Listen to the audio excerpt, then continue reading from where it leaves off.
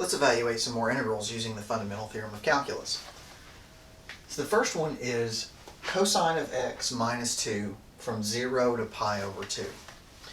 Okay, well, to do that, what we need to do is take the antiderivative of both those terms.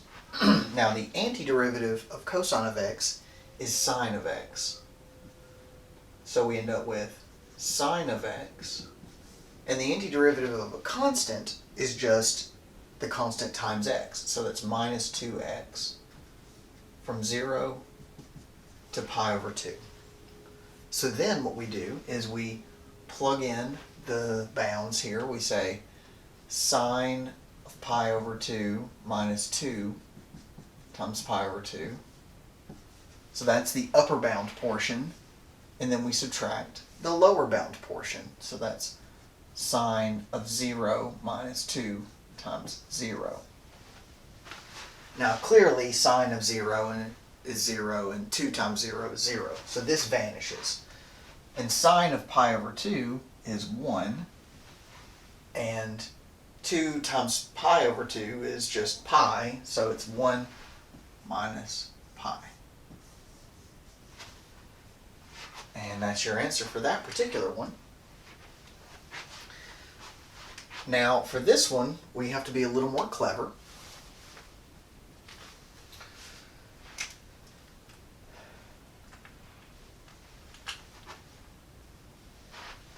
We have to say, all right, well, sine squared, cosine squared. I could split this up. I could say, all right, well,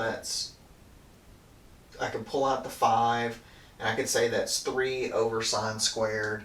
3 over sine squared, so that's like, or I could pull out a 3/5, right? 1 over sine squared, okay, that's cosecant squared, and so then I could, figure out the antiderivative of cosecant squared, and that'd be fine. And then I get cosine squared over sine squared, and that'd be like a cotangent squared. So I'd have to figure out all those antiderivatives. But if I know my trigonometric identities, I can save myself a lot of pain. What I can say is, okay, that's 0 to pi over 4. If I factor out a 3,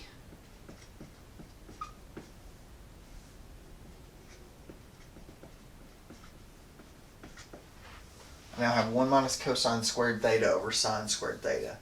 And if you remember, there is the Pythagorean identity which says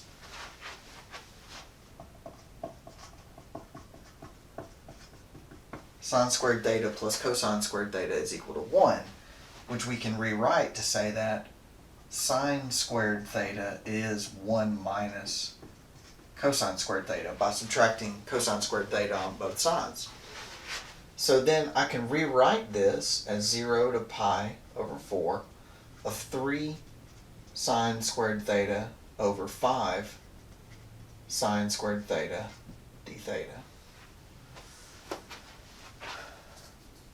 which then reduces to 0 to pi over 4 of 3/5 d theta, which is 3/5 theta, right? It's just the antiderivative of a constant is the constant times the variable from 0 to pi over 4, which is 3/5 times pi over 4 minus 3/5 times 0, which is 3 pi over 20. Now, I kind of lied to you here.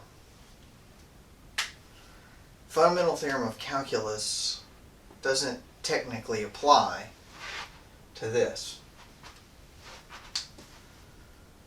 But I got an answer, and you sure did. But it doesn't, and it's still the correct answer. But the reason it doesn't apply is that the fundamental theorem of calculus requires that at these endpoints that the function has to be continuous on the entire closed interval from the lower bound to the upper bound. But this function is not defined at 0. Right? And now you can cancel it out to get an equivalent, or get a equivalent's technically the right term, but it's not the one I want to use. You get a function that's all the same there. It's that sort of removable discontinuity. you get that removable discontinuity at 0, but it is discontinuous, which means the fundamental theorem of calculus does not technically apply. So you need to be careful that it always satisfies the results of the fundamental theorem of calculus. In this case, the way you'd have to do it involves something, technically speaking, you could employ some other theory there, but in actuality, you're really supposed to do this with a limit and do it as what's called an improper integral. But that's a little bit, that's beyond the scope of what we're trying to do right now. Anyway, let's move on. This is secant of t, tangent of t dt from negative pi over 3 to pi over 3. Now, let's apply the fundamental theorem of calculus. The antiderivative of secant of t, or secant t tangent t, is secant of t. From negative pi over 3 to pi over 3. Now, if I plug in the endpoint, I get secant of pi over 3 minus secant negative pi over 3. Now, secant's an even function. Secant's an even function, which means that plugging in a negative value is the same thing as plugging in a positive value. So we get 0. Here's the problem. This is very, very, very bad. This should not have been done this way.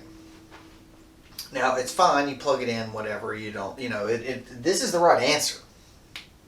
It's the wrong thing for applying the fundamental theorem of calculus. Because if you look at the secant t tangent t, the graph of secant t tangent t looks something like, I believe it looks something like,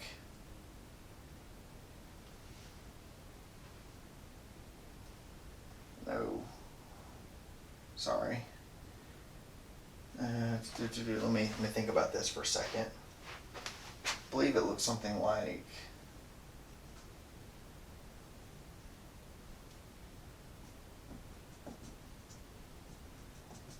something like that.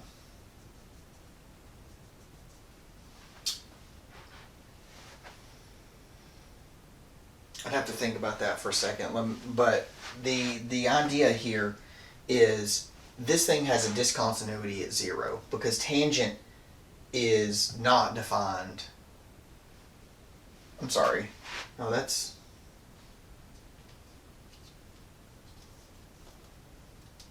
Take back everything I said here.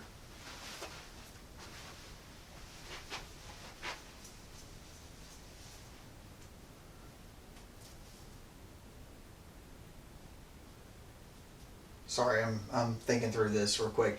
No, this is okay. I completely apologize. This is perfectly fine.